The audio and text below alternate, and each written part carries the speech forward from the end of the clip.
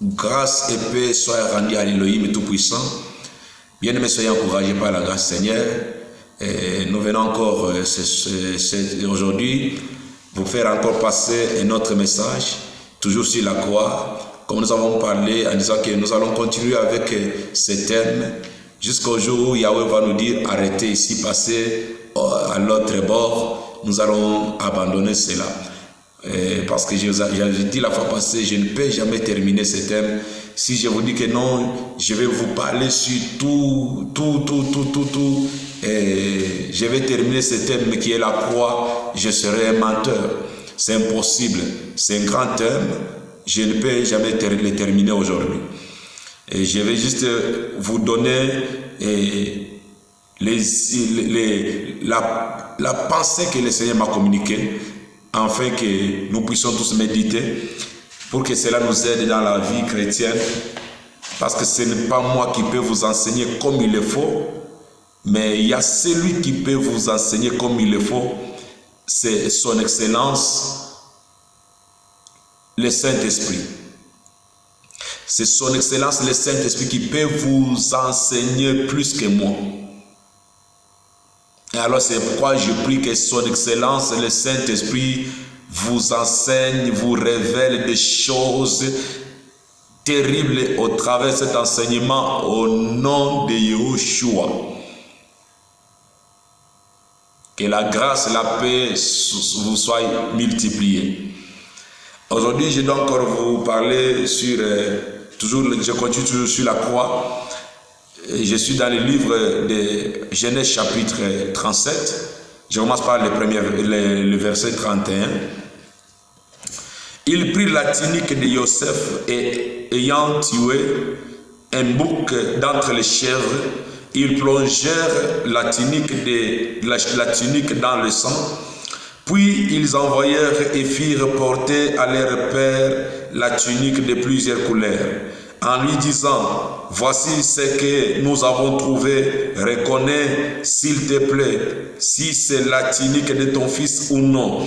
Jacob l'a reconnu et dit, c'est la tunique de mon fils. Une bête de force l'a dévoré. Joseph a été déchiré.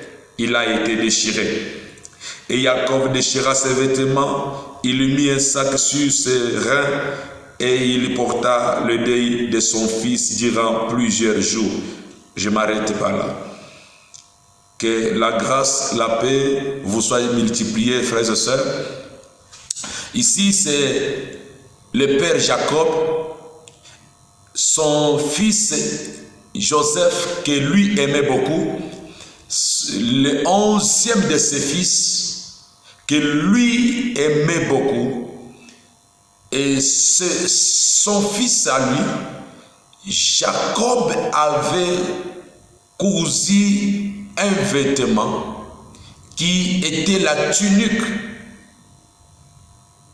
Et cette tunique, ce n'était pas la tunique de 3 couleurs, de 2 couleurs, de 5 couleurs. C'était la tunique de plusieurs couleurs. Et la tunique de plusieurs couleurs, cette tunique-là représentait l'amour du Père. Une fois que Joseph portait la tunique de plusieurs couleurs, donc Joseph, il portait l'amour de son Père. Suivez très bien, frères et sœurs. Joseph qui portait la tunique de plusieurs couleurs, il portait l'amour de son Père. Partout où il marchait avec l'amour de son Père. C'est l'amour de son Père qui l'accompagnait partout. Et un jour, son Père lui dit, va regarder l'état de santé de tes frères dans les champs qui sont en train de paître les troupeaux. Il arrive dans les champs, il a trouvé ses frères, vous connaissez l'histoire. Il est écrit que quand ses frères les ont vus de l'œil, ils ont dit, voici les faiseurs des songes. Il vient à nous. Arrêtons-le, tuons-le, afin que nous voyons par quelle manière ces rêves peuvent se réaliser. Avant d'aller plus loin, je vais dire à quelqu'un que la haine de tes ennemis, les projets de tes adversaires, cela ne peut jamais arrêter la mission que Yahweh a pour toi. Que la mission que Yahweh a établie devant toi d'accomplir. Regardez, les frères de Jacob, de Joseph pensaient que s'ils tuent Joseph, ils vont arrêter tout. Ils vont arrêter sa destinée. Je vais te dire au nom de Yahushua Mashiach que personne ne peut arrêter ta destinée. Que personne ne peut déranger l'horloge de ta destinée. Quelle que soit sa taille, quelle que soit sa grandeur, personne ne peut arrêter ta destinée. Personne ne peut jamais te faire du mal tant que tu n'as pas encore accompli tout ce que Yahweh a déjà dit de toi. Lève-toi, ma soeur, mon frère. Prends courage. Allons-y avant. Prospère parce que c'est possible avec notre Créateur Yahweh Yahushua Mashiach. Que tu puisses aller plus loin, que tu puisses accomplir la volonté du Père, la grandeur que le Père a établie devant toi. Qui peut se lever pour te dire non, parce que Yahweh a déjà décidé, car Yahweh a déjà résolu. Regardez dans la vie de Joseph, un homme bien, un homme que j'ai toujours dit qu'il a des nationalités, il a des noms. Il a aussi, il est le prophète des chiffres D, comme j'aime dire ça. Hein? Il a des noms. Ah là là là là. Dans son pays, on l'appelait Joseph. Il arrive en Égypte, on l'appelle du nom de l'Égypte. On l'appelle du nom de l'Égypte. Vous connaissez le nom de l'Égypte. Hein? Il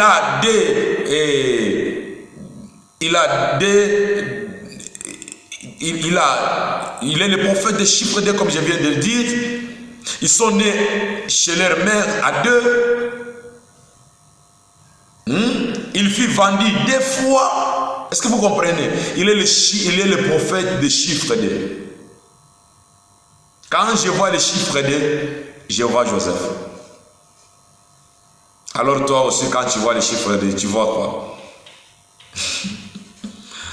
Quand je vois les chiffres D, je vois Joseph. Or, le véritable prophète du chiffre D, c'est Yahushua Mashiach. C'est pourquoi il est écrit dans Ésaïe chapitre 9 qu'un enfant nous est né. Un fils nous a été donné.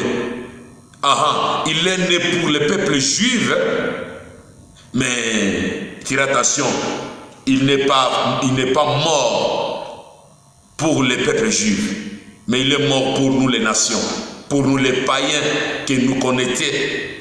Il est mort pour nous. Il est le prophète des chiffres. Il est le véritable Yahushua Mashiach. Il est né pour le peuple juif, mais il fut donné à sa mort aux nations. Il a 2 nationalités. Soyez bénis. Soyez encouragés par la puissance du nom de Yahushua Mashiach. Soyez encouragés, frères et sœurs.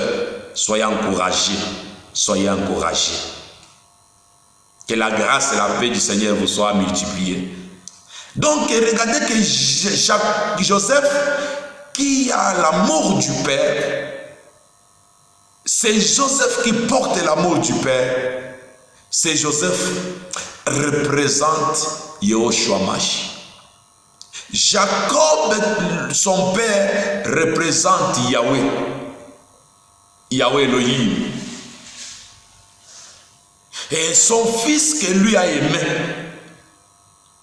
Et donc il a donné son amour, c'est Yahushua. Quand il dit, ce jour-là, quand il sort des eaux, il dit, celui-ci est mon fils bien-aimé, en qui j'ai mis toute mon affection. En lui, j'ai mis toute mon affection. En lui, j'ai mis tout mon désir. Tous les désirs de Yahweh étaient en Yahushua Mashiach. Yahweh avait plusieurs désirs. Le désir de sauver l'humanité, le désir de te sauver, le désir de me sauver, cela a été en Yahushua Mashiach. C'est pourquoi en dehors de Yahushua Mashiach, il n'y a pas la vie. En dehors de Yahushua Mashiach, il n'y a pas la solution à nos problèmes. C'est lui qui est le véritable Fils aimé par le Père. Et par lui, nous avons tous recouvrir l'amour du Père. On a tous retrouvé l'amour du Père. L'amour qui s'est éloigné de nous, l'amour qui est parti loin de nous, on a tous retrouvé cet amour-là. Soyez encouragés, frères et sœurs. C'est pourquoi personne ne peut pas arrêter ta destinée parce que tu es aimé par le Père au billet de Yahushua Mashiach, au moyen de Yahushua Mashiach. Tu es aimé par le Père, personne ne peut changer ta destinée. Il est écrit, tu seras appelé du nom dont la bouche de Yahweh a déterminé. Si Yahweh a déjà déterminé ce que tu seras, personne ne peut jamais arrêter. Parce que la bouche de Yahweh a déjà déterminé. Les paroles des humains et les paroles de Yahweh, il y a une grande différence. Quelqu'un peut te maudire, mais Yahweh, quand il lui arrive, il change la malédiction en bénédiction. Donc, il ne faut pas craindre personne, mais ayez seulement du respect, comme la parole nous recommande. Mais pas la crainte, ne crains pas personne. Craignez Yahweh, craignons Créateur, c'est lui qui nous a créé à son image, craignons-le, marchons dans la sainteté pour arriver à l'accomplissement de nos promesses. Car Joseph, qui connaissait qu'il a une grande destinée, il marchait dans la sainteté. Même s'il arrive chez Potiphar, la femme de Potiphar va se déshabiller devant Joseph. Malgré sa beauté, Joseph ne doit pas voir, regarder sa beauté pour arrêter sa destinée. Mais Joseph, vous pouvez fuir. Vous pouvez accepter l'humiliation, la honte pour atteindre son objectif. Donc celui qui peut arrêter d'aller plus loin, c'est toi-même, pas quelqu'un, pas un sorcier. Si toi tu tombes dans l'impudicité, dans le mal, dans le péché, ne crois pas que c'est quelqu'un d'autre qui va te tuer. Non, c'est toi-même. Tu t'es livré sous la puissance de la mort. Vous voyez? C'est là que parfois les choses ne marchent pas, parce que si toi-même tu as une grande destinée et que tu ne marches pas convenablement à la parole, alors tu vas tomber. Et si tu tombes, ce n'est pas les sorciers. Et si tu tombes, ce n'est pas ta tante qui est sorcière, ton oncle qui est sorcier qui t'a fait échouer. Non, ce n'est pas lui, mais c'est toi-même. Lorsque tu tombes dans le péché, veut dire tu acceptes d'être vaincu. Que le Seigneur vous bénisse. Et il s'arrête, Joseph, leur frère. C'est pourquoi il est écrit, l'homme aura pour ennemi les gens de sa propre maison. Joseph avait pour les ennemis les gens de sa propre maison. Ses grands frères propres. Ce sont eux qui s'est levé pour dire non, nous allons arrêter cette destinée. Nous allons mettre fin à cette grande destinée, à cette grande dénomination, à cette grande règne qui va s'élever un jour pour nous dominer. Et il s'est levé. Ils ont dit quoi? Voilà, il vient. Arrêtons-le. Empêchons l'accomplissement de ses visions, de ses rêves. C'est pourquoi je te dis que personne ne peut jamais arrêter tes rêves, tes visions. Mais dis-moi si toi tu tombes dans le péché. Là tu vas arrêter. Là tu vas mettre fin. Joseph, qui savait qu'il a une grande destinée, il a refusé de tomber dans le péché. Même si la femme de Potiphar s'est déshabillée devant lui, il n'a pas regardé la beauté de son corps. ces choses qui vont passer. La femme de Potiphar devrait être jetée, elle est prédestinée à tomber en enfer, aller en enfer, aller dans les lacs de feu, à la perdition. Que les choses qui est destinées d'aller à la perdition ne te séparent pas de l'amour de Christ, ne te séparent pas des promesses que Christ t'a fait. Christ t'a donné quelles promesses? Peux-tu accepter de faire tomber toutes les promesses de Christ pour les corps, pour sanctifier les corps, pour mentir, afin de réjouir les gens? Comme j'ai aimé quelque chose que mon frère bien-aimé, Emmanuel Kusukapenga, a dit quelque part, il a dit ceci, il a dit que parler très bien, prêcher très bien est différent de prêcher selon la vérité. Aujourd'hui, on a beaucoup de gens qui parlent très bien ils parlent très bien le français, ils parlent très bien le grec, l'hébreu, ils parlent très bien les langues, l'anglais, ils parlent très bien. Mais ils ne prêchent pas la vérité. Et quand les gens qui aiment beaucoup entendre bien parler français disent il parle très bien, il enseigne très bien. Non, il y a la différence d'enseigner très bien et d'enseigner la vérité. Tu peux avoir quelqu'un bien, tu dis vraiment, c'est mon pasteur, je l'aime quand il prêche français. Est-ce que c'est le français qui peut t'amener au ciel? Jamais.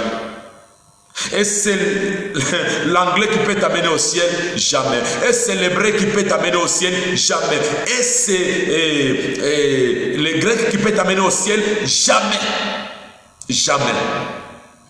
Mais celle qui peut t'amener au ciel, c'est la vérité de l'évangile. La vérité de l'évangile a la puissance de nous faire transférer, de nous faire quitter la terre et de nous amener en haut. Tu peux avoir quelqu'un qui parle très bien le français, il ne se trompe pas en parlant, il parle très bien, il parle, mais ce n'est pas cela qui peut t'amener au ciel. Parce que même les pharisiens parlaient très bien.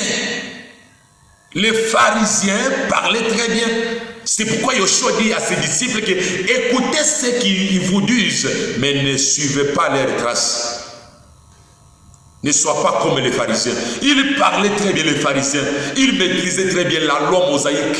Ils connaissaient comment enseigner sur Shema Israël. Ils connaissaient très bien enseigner sur cela. Mais ils ne parlaient pas la vérité. Car lorsque la vérité est venue chez eux, ils ont rejeté la vérité. Ils ont rejeté la vérité. Ne soyez pas comme des pharisiens. Ne restez pas parce que vous avez une belle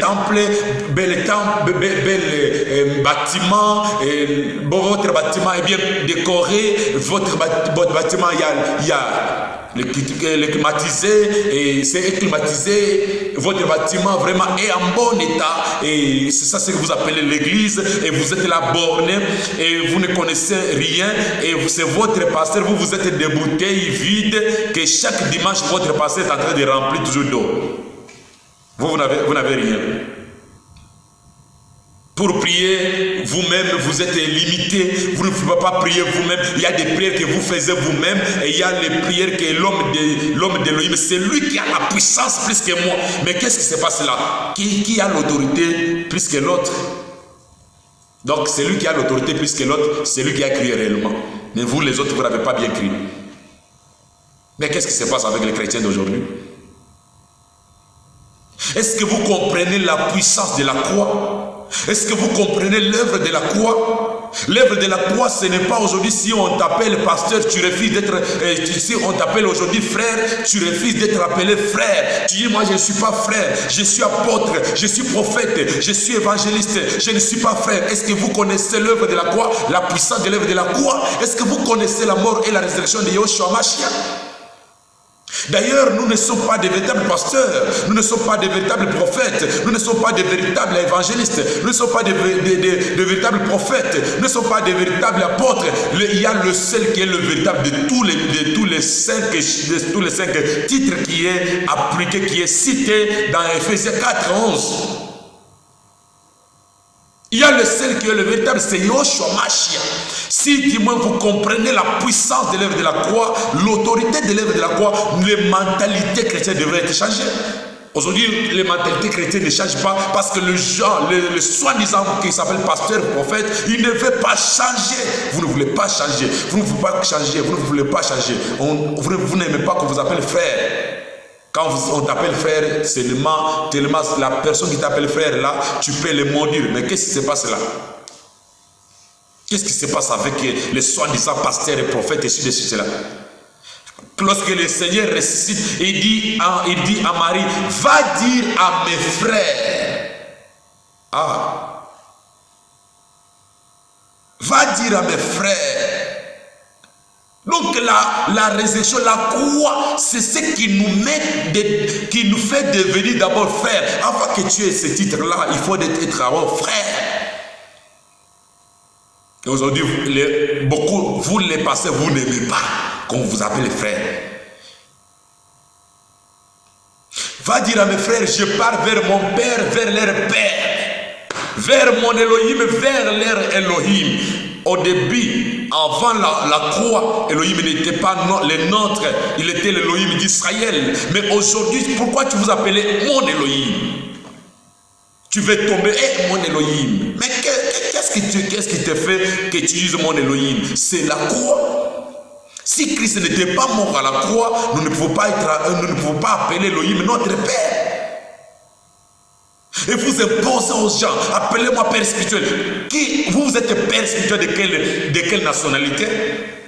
Père spirituel qui mange les foufous, qui mange les boukari, qui mange les chouang. Père spirituel. Non, vous jouez. Père spirituel qui met au monde, Père spirituel, qui s'habille les habits qu'on s'habille tous, qui marche comme nous tous nous marchons, Père spirituel. Est-ce que vous comprenez cela? Personne sous le soleil ne peut jamais être appelé Père. Père spirituel, non. Père spirituel, non. Yoshua dit n'appeler personne sur terre Père. Car vous avez scellé votre Père qui est dans les cieux.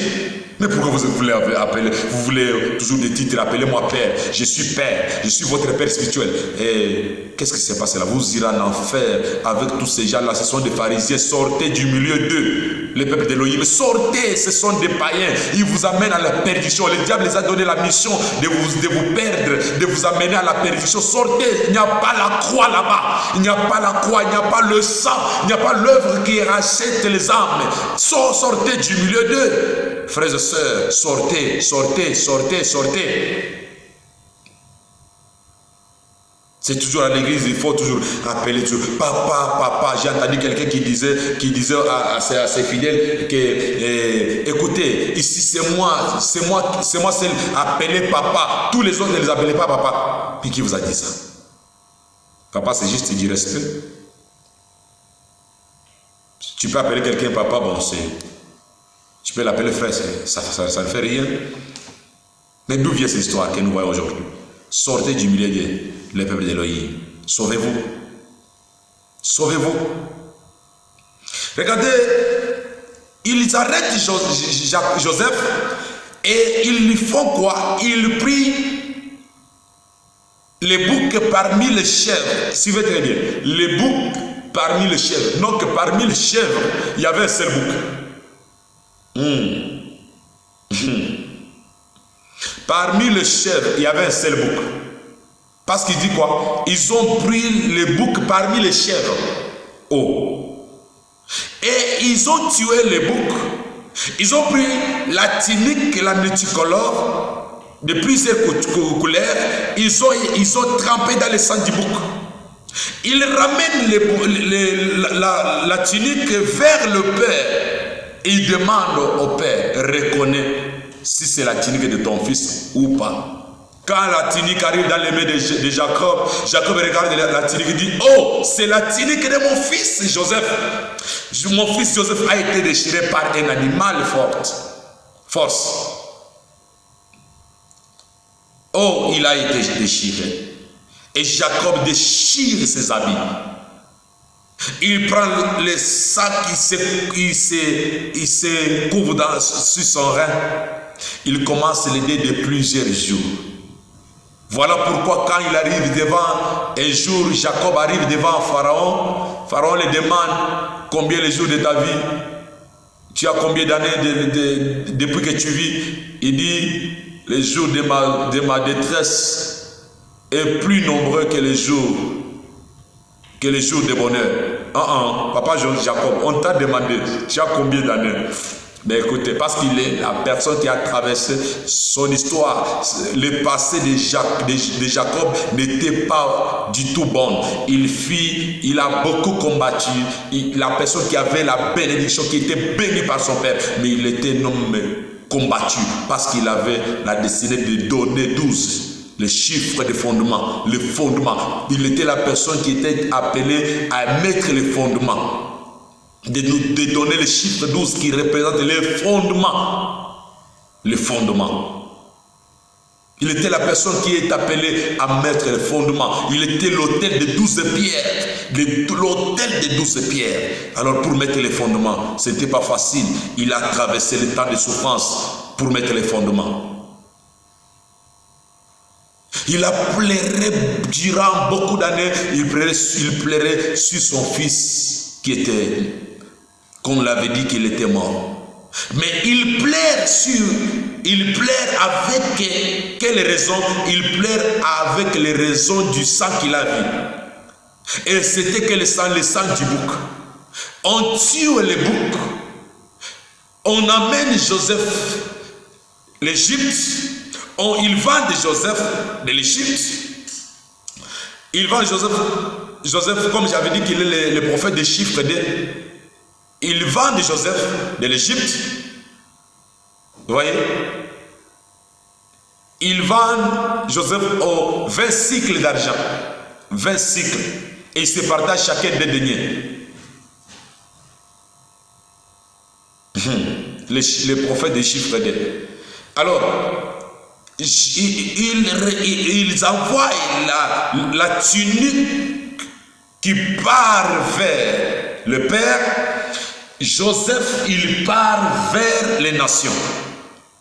Vous voyez? La tunique qui part vers le Père et Joseph qui part vers les nations.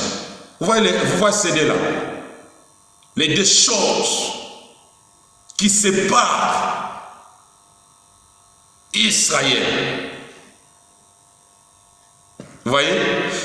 Le sang et la tunique qui part vers le Père, c'est l'image de l'œuvre de la croix qui part vers le Père. C'est Yoshua la croix. Il part vers le Père pour aller confirmer l'œuvre qu'il a faite. Nous allons arriver. D'abord, lisons d'abord un verset. Lisons d'abord un verset pour confirmer cela. Lisons d'abord un verset. Oh, je suis où là? Lisons d'abord un verset. Je suis dans le testament de Yahushua Mashiach, le livre de Hébreu. Je suis dans le livre d'Hébreu. Oh, je suis dans quel verset? Je suis dans le livre d'Hébreu, chapitre 9, si je ne me trompe pas.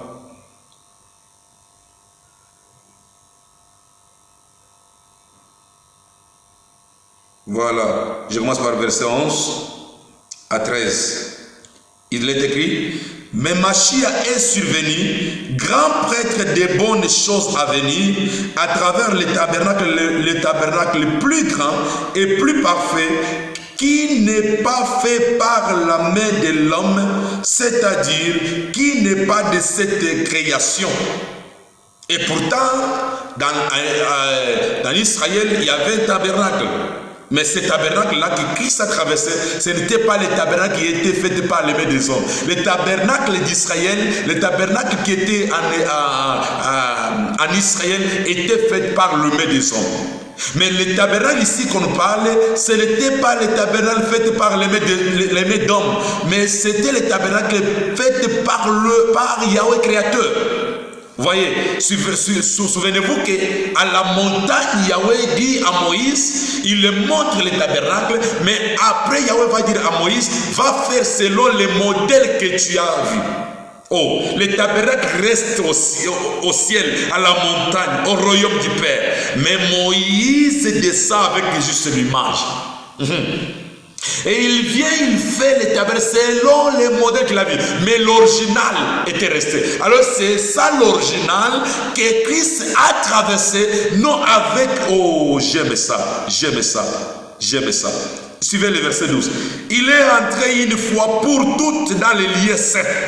Non avec le sang des veaux ou des boucs, mais à travers son propre sang, ayant trouvé la rédemption éternelle. Car si le sang des taureaux et des boucs est la cendre d'une génisse dont on purifiait par aspersion, ceux qui sont impurs sanctifiés quant à la purification de la chair, combien plus le sang du Mashiach, qui par les moyens de l'Esprit éternel s'est offert lui-même à Elohim, sans défaut, purifiera-t-il votre conscience des œuvres mortes pour servir l'Elohim vivant? Oh! Verset 15. Et c'est pour cela qu'il est médiateur d'une alliance nouvelle, afin que sa mort étant venue pour la rédemption des transgressions de la première alliance, ceux qui ont été appelés reçoivent la promesse de l'héritage éternel. Voilà. Frères et sœurs, le tabernacle que Christ a traversé, non avec le sang de veau, non avec le sang de bouc, non avec le sang, non avec la cendre de la vache, de la génisse, c'est le tabernacle que Moshe avait laissé au ciel, que Moshe avait laissé à la montagne. Ce tabernacle n'était pas fait par le main des humains, mais c'est celle que Moïse venait donner les idées pour qu'on fabrique sur la terre. C'est elle qui était faite selon le monde. C'est faite par les mains des humains. Parce que jusqu'à aujourd'hui, ce tabernacle fait par les mains des humains, ça semble être là. Et les gens israéliens tentaient encore de se préparer pour encore rebâtir le troisième temple, tout ça. Mais écoutez, le tabernacle parfait que Christ a traversé, donc parfait, donc toutes choses est accomplies là-dedans.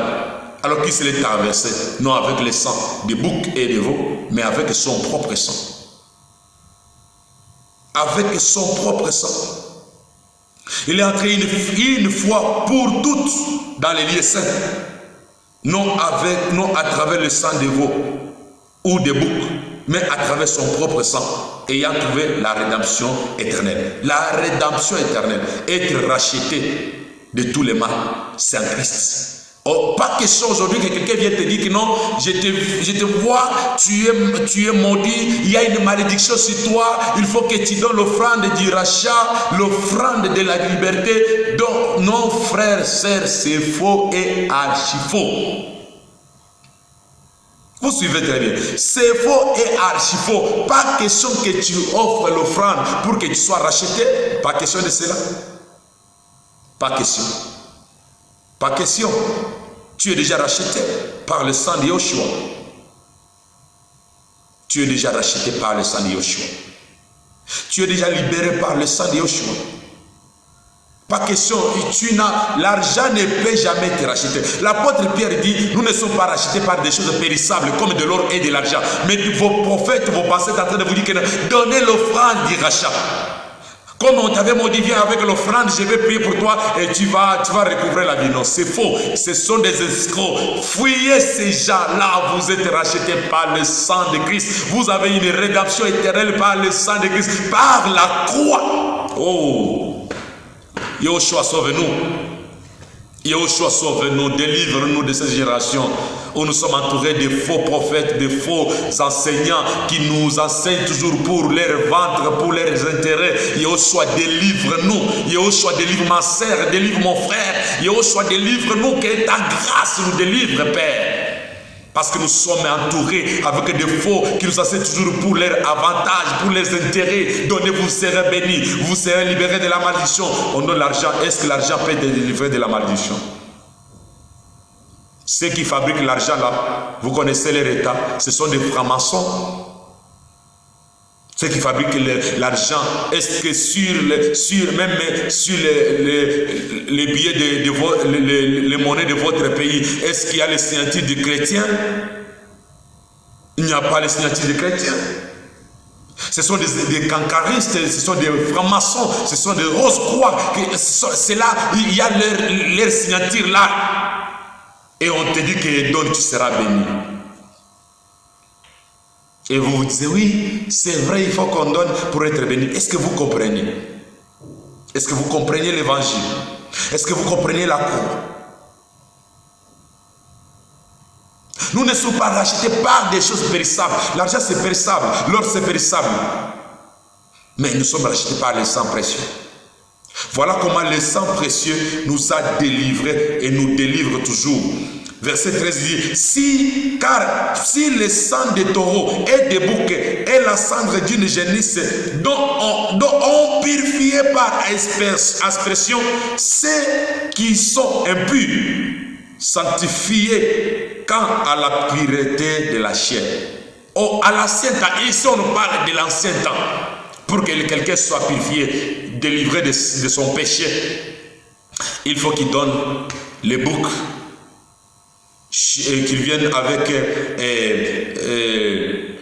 les taureaux, selon sa dimension. Il faut qu'il vienne avec les génisses, selon sa dimension. Il était pauvre, il était riche, moins riche et pauvre aussi. Et il était de tel niveau qu'il faut qu'il amène de ses offrandes, son offrande selon le niveau qu'il a. Pour avoir le pardon. Et cela, c'était le pardon de quoi? Le pardon de la chair. Le pardon de la chair. Pas le pardon de l'âme. Pas être purifié, libéré de la malédiction, libéré, que ton âme soit libérée du péché. Non. Que ton esprit soit libéré du péché. Ce n'était pas ça. Mais Christ, son sang, c'est pour délivrer l'âme, l'esprit et le corps du péché, de l'autorité de Satan. Soyez libérés de cette histoire-là. Que personne ne te trompe, non. Tu sais, pour être regardé, lisons ici, tu vois, c'est écrit. Ce qu'il faut aussi mal, c'est qu'on ne comprend pas les Écritures. Et on se croise avec des personnes qui tordent mal les Écritures. Et s'il vient, il nous fait comprendre leur manière de tordre les Écritures. On croit facilement parce que nous, on n'aime pas méditer, murmurer la parole. On n'aime pas murmurer la parole. On aime seulement qu'on lise pour nous. Et qu'on commence à nous prêcher. Tel qu'on va nous prêcher, c'est comme ça. Nous ne sommes pas... Aujourd'hui, l'église de Béret n'existe plus. L'église de Béret n'existe plus aujourd'hui. Nulle part l'église de Béret. L'église de Béret est devenue rare. Là, vous allez voir les gens, quand on parle de Yahushua, ils parlent quelque part pour aller discuter ce qu'on leur avait enseigné. Aujourd'hui, c'est compliqué. On n'a plus les gens. On n'a plus les gens qui murmurent sur la parole, qui cherchent les pour et les contre, qui cherchent la parole, qui méditent la parole. Et on n'a plus les gens là. On a seulement les gens qui aiment, ils sont remplis de l'amour, de l'argent. Et on voit seulement les gens qui partagent les liens de ceux qui annoncent l'évangile de la prospérité. On va dénoncer ces gens-là. On va montrer ces gens-là qui ce sont des faux. On a seulement, quand je regarde sur mon statut, même WhatsApp, je vois des frères qui publient, les pasteurs qui annoncent l'évangile de prospérité. Je dis, mais Seigneur, qu'est-ce qui se passe? Mais quand vous les regardez comme ça, vous disiez, si vous les voyez comme les gens qui aiment la parole, qui aiment le Seigneur, mais ce sont des hypocrites qui viennent chez vous chercher seulement que vous les impactez financièrement. Écoutez, je n'ai pas l'option de finances chez moi. Ah oui? Je ne suis pas appelé pour prêcher sur l'argent. Non, non. Je suis appelé pour annoncer l'évangile de Christ, la résurrection et la mort et la résurrection de Yahushua Mashiach. Annoncer, proclamer la liberté de l'âme, la prospérité de l'âme. Que ton âme soit prospère, comme l'apôtre Yohan dit. Je souhaite que tu prospères, que tu sois en bonne santé, prospère comme prospère le temps de ton âme. C'est ça l'évangile, c'est ça le message. On n'a plus ces gens-là. On a seulement les gens qui viennent seulement pour avoir la puissance financière. Moi, je ne suis pas féticheur. Moi, je ne suis pas féticheur. Arrêtez de venir chez moi comme ça. Je ne suis pas féticheur. Je ne suis pas féticheur ni dominateur des âmes. On vous prêche comment être libre, comment exercer votre service devant le Seigneur, comment servir Elohim librement. Mais vous voulez toujours qu'on vous domine comme auparavant. Non, moi je refuse cela. Ne venez pas chez moi comme ça. J'aime seulement avoir même 2, 3 personnes. Aujourd'hui, si le Seigneur le veut venir aujourd'hui, on part avec, pas avoir un groupe.